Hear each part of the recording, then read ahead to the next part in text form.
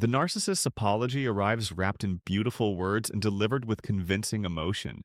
Yet it carries no genuine healing properties because it stems from strategic calculation rather than authentic remorse. Their victim often waits years for this moment, believing that acknowledgement of the harm inflicted will finally validate their pain and provide closure. However, the apology they receive is merely another manipulation tool designed to restore access and control, not to repair damage or demonstrate growth. The painful truth is that genuine healing cannot come from the same source that caused the wound, especially when that source remains fundamentally unchanged. The performance without substance. The narcissist's apology functions as a carefully rehearsed performance, designed to achieve a specific outcome rather than express genuine contrition. They've studied their victims' pain points and craft their words to address surface grievances while strategically avoiding any real accountability for the systematic patterns of abuse. Their apology focuses on isolated incidents they can dismiss as misunderstandings or moments of weakness, never acknowledging the deliberate campaign of psychological manipulation that characterized the relationship. This performative remorse includes all the external markers of sincerity: tears, vulnerability, detailed acknowledgement of specific hurtful actions, yet lacks the internal transformation that would prevent repetition. The narcissist hasn't developed insight into why they behave destructively or acquired empathy for their victim's experience. They've simply identified which words will most effectively dissolve their victim's boundaries and restore the dynamic that serves their needs. The emotional energy behind their apology comes from desperation to regain their supply source, rather than from genuine sorrow about causing harm. They feel distress about losing access to their victim, anxiety about their tarnished image, and frustration that their behavior had consequences, but they don't feel authentic remorse for the pain itself. This distinction renders their apology fundamentally hollow, regardless of how convincing the delivery. The temporary nature of promised change. The narcissist's apology invariably includes elaborate promises of transformation that sound remarkably specific and encouraging.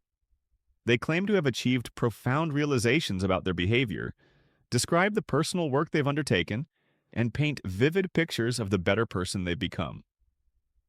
These promises create seductive hope in their victim that this time will be different, that the suffering finally catalyzed genuine growth.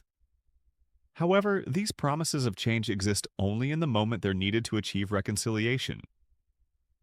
The narcissist hasn't developed new coping mechanisms, processed their core wounds, or built genuine empathy.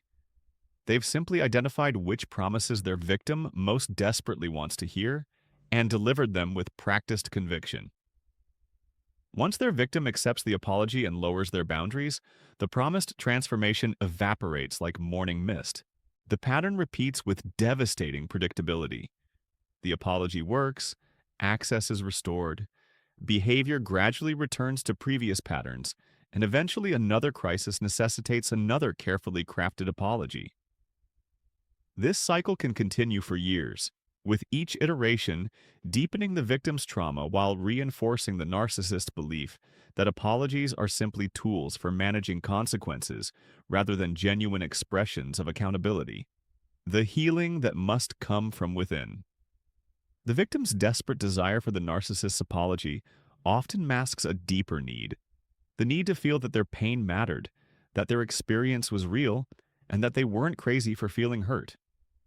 They unconsciously believe that the narcissist's acknowledgement will validate their reality and finally allow them to move forward.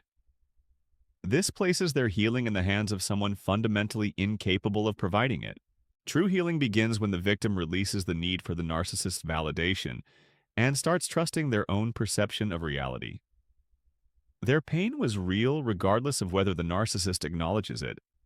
The abuse happened regardless of whether the narcissist takes responsibility. Their healing doesn't require the narcissist's participation or permission. It requires their own commitment to processing trauma and rebuilding their sense of self. The narcissist's apology, even if miraculously genuine, cannot undo years of psychological damage or restore what was systematically destroyed. Healing comes from within through self-compassion, professional support, and the passage of time spent away from the source of harm. The victim must become the author of their own recovery rather than waiting for someone who caused their wounds to somehow transform into their healer.